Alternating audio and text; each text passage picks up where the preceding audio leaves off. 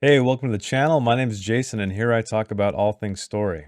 And the story I'm talking about today is the 1 year anniversary story of my series, Worth 1,000 Words. We have hit episode 48, and I know you may be asking yourself, you are new here, 48 weeks. That is not how many weeks are in a year. I took 4 weeks off for NaNoWriMo, so I did not do my short stories during that time. So here we are. 1 year later, with a short story every week, almost every week, with the exception of NaNoWriMo. A lot has changed. My camera has changed. My background has changed. I'm no longer in the garage. My microphone has changed. Hopefully, the quality is better. Hopefully, I've ironed the kinks out. The format is a little bit different. And all I can say is it's been a great experience. I'm excited to publish all of these stories and anthologies every year.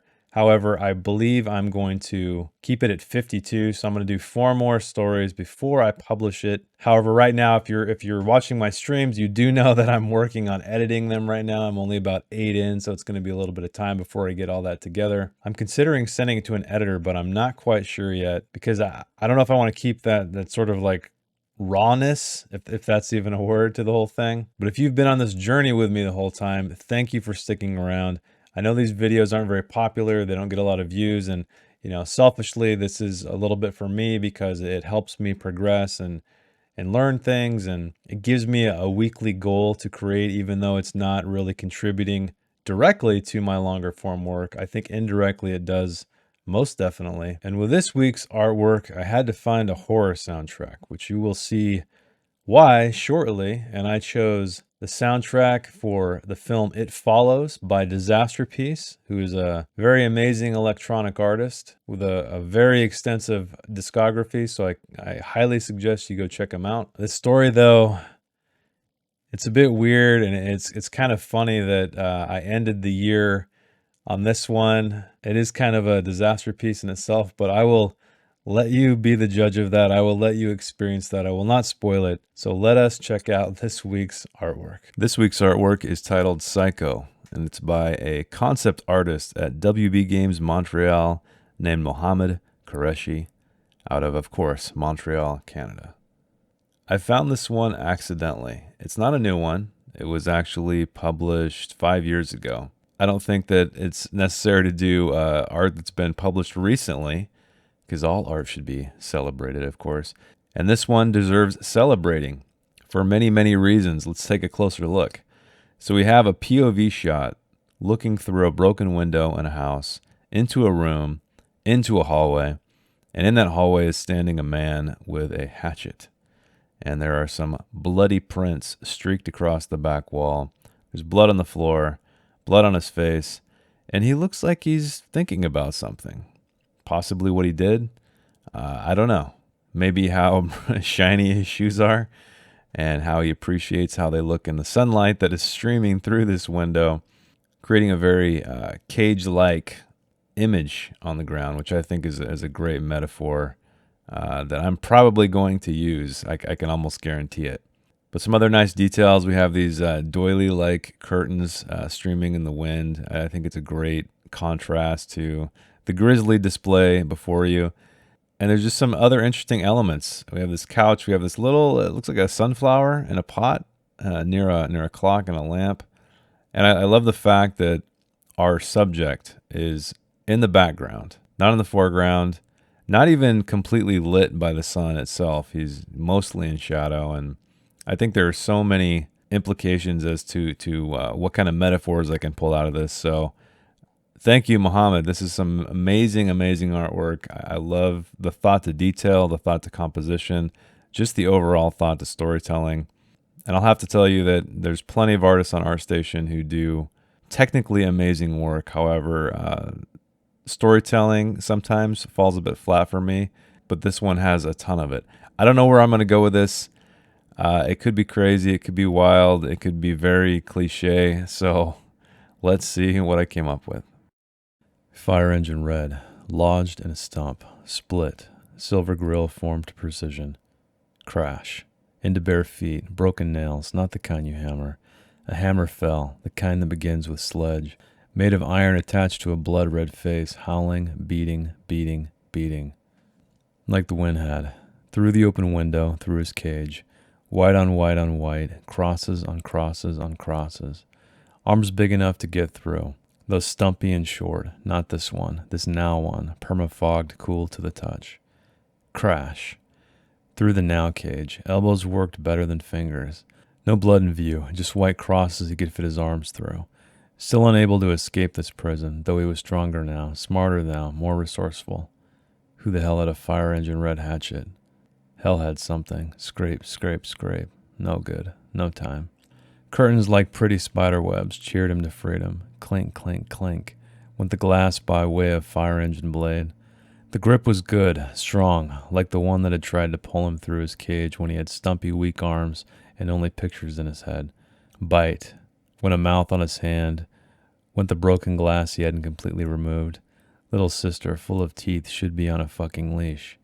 Bite, bite, bite. He tried himself when he became a wolf. Teeth so sharp, teeth so strong, nothing, oh, nothing could ever go wrong. Around, around, around we go. Around he went. The prison bars not the only way.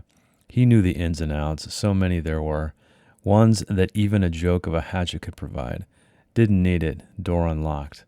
The silence, oh, the silence. But wait. Tick-tock, tick-tock. The circle of numbers he knew well, their significance set to the inner workings of the universe where time and space and clouds and sky and animals all work together in harmony to fit into a small box, muttering the same things over and over again, and only he can hear it, and it tells him it's time, it's time. A magazine, fresh with a white label at the address he's at, D. Parker above, and the ink is slightly smeared. So careless, that machine, those hands. His hands. His machine of hands isn't careless, unless it wants to be. When he wants to see things fly and burst like he's the beginning of the universe itself, the beginning of everything. But he was before, so time doesn't matter. The tick-tick talking is meaningless. A funny show, really, for D. Parker. Don, Donna, David, Dennis, Derek, dogshit, denial. Dehydration. It's not good, no. Not good at all. Drink up, little guy.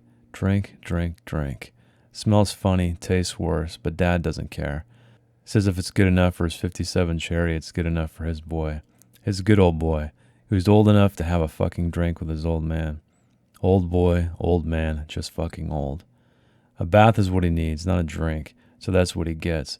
Doused in car juice sitting in his favorite chair, and a scratch from a stick is all it takes, and he's a goddamn holy fucking hell tree, rising taller than any forest he's seen. And the fire truck never comes. Because it's in his hand, that solid grip, that heft of red and silver ready to lodge again. The lodge on Highway 12, or 112, because their number might have been missing. Missing like the night manager, so he took the number that looked most appealing, hanging from a bunch of thumbtacks, not hooks. Hooks would have been better. He found some in the closet in room 112, like the highway should have been, might have been called. Hooks he filed down because he always liked pirates but thought he could do it better. 5 is better than 1, right? How about 10? Definitely better. This house was better than his, better than any house he'd been in. Donna or Denise or Dora came down the hall to tell him as much, show him as much, flashing her rings, all 8. 8 is less than 10, but he only had 1 now, and it wasn't a hook anyway. It worked well. She worked well. Spitting on the floor, spattering and spilling. A very loud sprinkler. And he didn't like loud, and the floor was never thirsty no matter how much she wanted it to drink. Daniel, Donnie, dumb shit, was thirsty down the hall, with his half-full glass of Burns just as good as car juice drink. The howl was like the red face from way back, from the open window. He could quiet it now, could have turned it into a hell tree but thought better of it. Even fire was loud in the silence he found himself in. Found himself in a prison of bars he couldn't touch so couldn't break. Those hands grabbed for the wall as if it had handles. He had a handle on things. He might be trapped, but not forever. Nah, these bars would fall. More than halfway gone now, and he hadn't been standing here long at all. Told you he was the master of time and the secrets of existence on a road that never ended and all that bullshit. You thought he was illuminating the mysteries of all that was and all that ever will be. Don't think he doesn't see you. He does. Better in the darkness than you think he can hide in. He sees you in the light just as well. So what he's saying is, you can't hide. He's not even looking at you, head down, eyes almost closed. The cool tones of evening trying to cool down that fire engine red, but they can't. Nope, never will. Because he burns brighter than the sun that tried to imprison him again with its shadows stretched long, complementing his shoes he spent so much time shining, just for this day, just for you. Here he comes. Nearly 10 minutes before I write a single word. That just goes to show you exactly my head, where my head was while I was doing this. I had no idea where I was going to go, what I was going to do.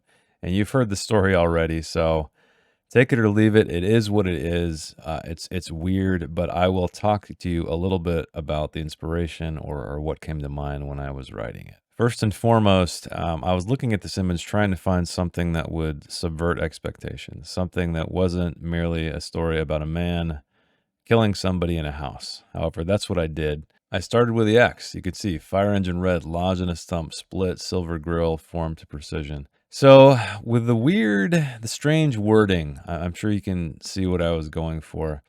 I read an amazing book years ago. I should probably read it again. It's called American Psycho. If you have not read it, I highly, highly suggest you read that book. The movie just is fine, but it doesn't even come close to the insanity that is that novel. And Bret Easton Ellis has deserved every ounce of fame he's received for that book. It's quite a work. But anyway, speaking of that, if you have not read the book, it's all from the POV of Patrick Bateman, who is a serial killer, a very sick one, I might add, a cannibal, just crazy, weird guy, super dark stuff. But anyway, one thing that was interesting about that book is that because it was from his point of view, it went to some strange territory. There's literally an entire chapter dedicated to the band Genesis, and I can't remember like what's the best album. It's been probably, oh my god, it's been maybe 20 years, almost 15 years since I read that book, so I don't remember it exactly. But back when I did read it, I don't think I really appreciated it for what it was, and that was the idea that you were just really showing how crazy this guy was, right? How disassociated he was from reality and the actions he did, and like how he would focus on something to an insane degree, but then something as mundane or banal as a Genesis album, and then also talk about the intricacies of eating someone, and I don't know, it's just a crazy thing. And so that's what I tried to do here. I tried to do, it's almost a stream of consciousness thing. I really wasn't looking for any patterns in terms of where I was going. Like I always tell you, I try to figure out the end. Where is this thing going to end up? I didn't really know at the time. I just knew that I wanted it to be this moment that you see here somewhere toward the end. I didn't know if it was going to be the very end, and I actually went that way. I went to be, I drove the story to make this image the very end of the piece. And I don't know, this story is kind of like a bad poem. I don't know. It's like a bad song. It's like just really out there. I'm really unsure of if it's good or bad. I have no idea. On one hand, I read it when I had to read it for the actual story part, the narration, I was like, God, this sounds like a really terrible poem you might hear live, performed live in a coffee shop somewhere. But I don't know. I mean, it's hard for me to know because I've never really written anything like this. I've never gone this sort of gonzo with anything before. I think one thing I do like is that it's very tight POV. It's very chaotic. It shows this man's an inability to focus, pulling imagery from his past, attributing it to what he's seeing now. And I guess if I had to say one thing I did like, it's that I was able to create some kind of flow there where I would something he would either be thinking about would lead to the next thing, or something that he would see would lead to a thought, because that's how we operate. And even though the visuals here are strange and maybe hard to comprehend, I guess it might work in my favor that he's a crazy guy. Like you may not be able to completely visualize everything that's going on, but I think if you pay close attention, you'll see mentions of, there's a clock, obviously. He enters a house. He's talking about this white prison, which are I pulled the imagery of the window panes on the outside of the house. to represent sort of his crib as a child. I'm not sure if that was even clear. I mentioned like a chubby arm and things like that, and then a tormenting sister and a terrible father, exemplified when he's talking about having a drink with his dad and drinking gasoline. And I don't know, it's just kind of a jumbled mess, but I think it sort of works in a way, maybe. I don't know. I can't say I'm completely happy with it. I can't say it really went anywhere. I mean, I guess there's a beginning and an end. So he tears this hatchet out of this stump and then just goes on sort of a rampage. I don't know who he is, where he came from, why he's here. Does he know these people? Does he not know these people? It seems like he doesn't, considering he's rattling off their names after reading a label on a Time magazine. I don't know if that was really apparent either. So I kind of hopped from, it's time now, and then time, and then I go to a magazine where he's reading the address label on it. Anyway, like I said, very unclear. I think reading it in isolation might be kind of confusing. I don't know. It's kind of like I said, stream of consciousness, ranty. I don't know a better way to describe it. A bad cliche poem. But one thing I did know is that, or did notice, is it was kind of funny. It's the hatchet he's holding. I don't think I've ever seen a hatchet like that. Now, I'm not, a hatchet connoisseur. I have a hatchet, but it just, the one he has reminded me of a fire axe, right? So you see, sometimes you'll see like a red fire axe, but I don't think I've ever seen a hatchet painted in such a way. So that's part of the image. That's actually where I started, and I kind of poke fun at the idea, and I could be completely off base. I probably should have Googled red hatchet to see if they exist, because I can almost assure you they do. I can't imagine the artist here doing that inaccurately, but either way, maybe the character doesn't know that. So I just went with it, and I thought the color red was obviously very appropriate for the scene. We have blood everywhere. It's a very powerful color. I don't think anyone's going to argue with that. But there's little things in here, I think, that I drop with this character. I really wanted to show that, all of his tormented past is still kind of just rattling around in his head. It's there. It comes. It kind of rears its head up periodically, and I think that, in hindsight, thinking about the story, I just really wanted to help convey the just how noisy the head of someone like this might be. I have no idea if that's true. I have no background in psychology, but it feels right. It feels right that someone who is this troubled is just, their thoughts are a complete mess. And so in the story now, we have him just heading down this hallway, killing the woman. He sees a man. A man was thirsty down the hall with his half full glass. Burns just as good as car juice drink. So presumably her husband. And here I am rattling off these D names, because he only had a first initial to go from the magazine label. And I wanted to make it a point to where the killing wasn't brutal, like it wasn't overly described, because I know a lot of times, when you watch true crime documentaries or read true crime books, or hear interviews from serial killers, a lot of times you get the impression that they really fixate, and I'm assuming sometimes they do, like Ed Gein or Jeffrey Dahmer, like they really fixate on the act of what's happening, like they need it, like that is essentially their catharsis, is seeing guts or eating them, or seeing blood or dismembered bodies, whatever it may be, skinned people. But for whatever reason, I I don't know. Maybe that's a flaw with the story. Maybe I should have done that. Maybe I should have sort of that. Actually, now that I'm actually thinking out loud right now,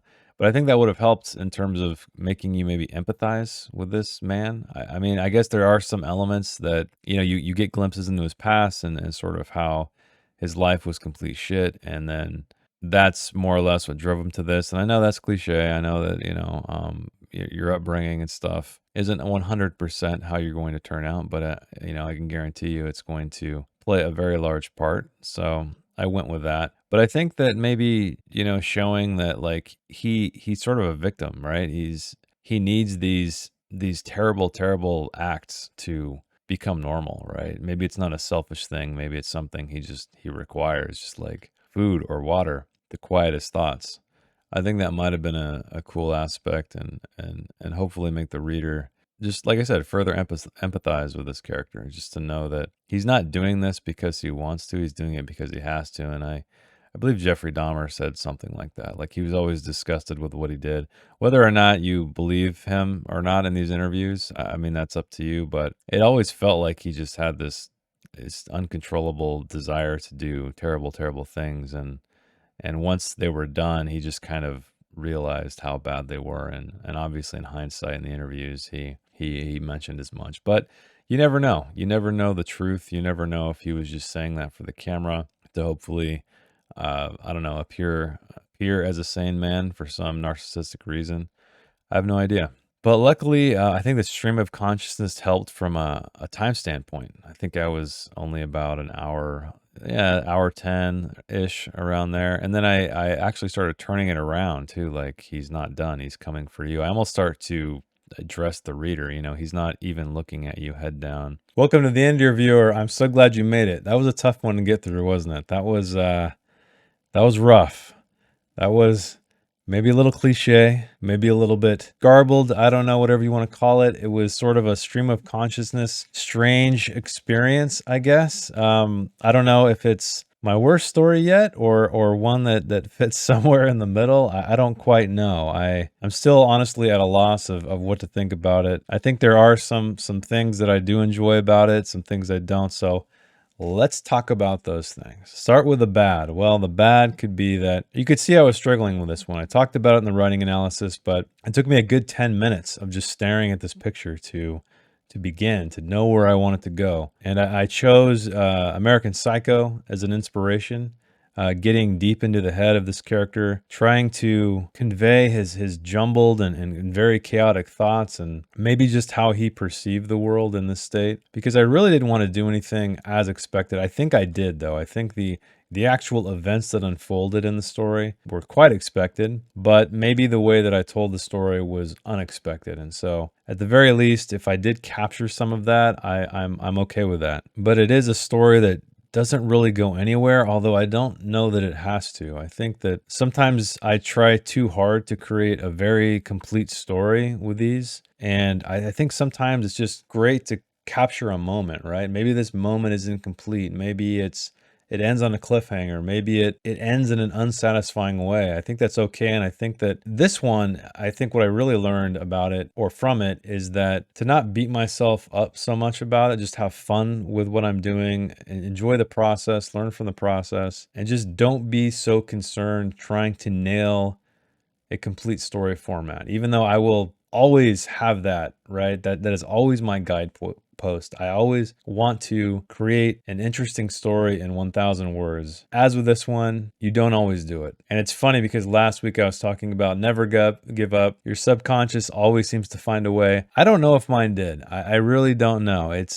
I've read the story a couple times and I'm not sure what to think. I have no idea. But it's done. It's out there for everyone to see. I always said, and I always say that I will put every single one of these out there regardless of how bad they are. So with that, let's talk about some of maybe the good stuff, I guess. So I liked how I was able to just use events in the story or memories. So either memories of this man or things that were actually happening in the present. It was almost like a pinball machine. I think that's what it really felt like when I was writing it, where I'd send the ball on a certain trajectory, like if it's talking about his memory, and then it would hit something that was seemingly related, at least to him, but in actuality, almost all the time, completely unrelated. And then it would just veer into another path. And at the very end, it's kind of weird, but I kind of like it how I start pulling back, right? So I pull the camera back almost into omniscient in a way, as if I'm speaking to the reader. But I think you could take that as this crazy man is speaking to the reader, because really, if it's from his perspective, the way he perceives reality is clearly warped by the way I wrote it. And so maybe that's part of the whole thing. I don't know. So those last couple paragraphs are something that I just clearly didn't expect, but it felt like an apt ending. Let me know what you think in the comments. If you get this far, I know my typical view rate for these videos is maybe like 2 to 3 minutes. So I guess people are just skipping to the story and then moving on. And that's totally cool, because I think as long as they're experiencing what I created, that's fine. Not everyone here is here for my my nerdy writing talk. And those of you who do not complete all these videos, thanks for hanging out and checking it out anyway. But a year has gone by, a full year. Kind of a milestone for me. I don't know that I've done anything this consecutive for this long ever. And now, because I am going on vacation, I had to get a story ahead to make sure that I maintain that consistency. I didn't want to miss a week, with the exception of the NaNoWriMo week, because that is quite a task. Writing every day, 2,000 words, streaming every day, possibly, we shall see. But if you're out there struggling to complete something, and I talk about struggling completing my novels all the time, this is something I found that did help me, right? I decided I'm going to make these YouTube videos. I'm going to upload them. That is going to be my metric. I decided to push them to Fridays, like a Fiction Friday kind of thing. And I've been consistent. So maybe if you're struggling with something, try something like that. I know it's weird because I get like on average, maybe 10 views per video on these right now. And so it's kind of funny to think that that is such a big deal for me to miss a Friday, considering it's not like I'm getting a million views and it's actually financially viable or anything like that. Or if I miss a video, I'm going to miss out on some cash. It has nothing to do with that, but I guess it's kind of like NaNoWriMo, right? Where you're writing to this arbitrary deadline or this arbitrary metric of 50,000 words to an arbitrary deadline of 30 days. Really, that you're only accountable to yourself because no one is keeping an eye on you for this thing. So I don't know. The human mind is a strange thing. All I know is I need to figure out something to get my novel writing in better shape. But either way, I'll have an extra book to release every year with this anthology, so I'm happy with that. Anyway, I know I've gone way longer than I should have, but it is the 1-year anniversary episode, so I guess that's okay. And as always, keep reading, keep writing, and I will see you next week. Promise. Thanks again. Bye. If you'd like to read the story in its non-video format, check the link in the description. I didn't edit anything else. Promise. Thanks again.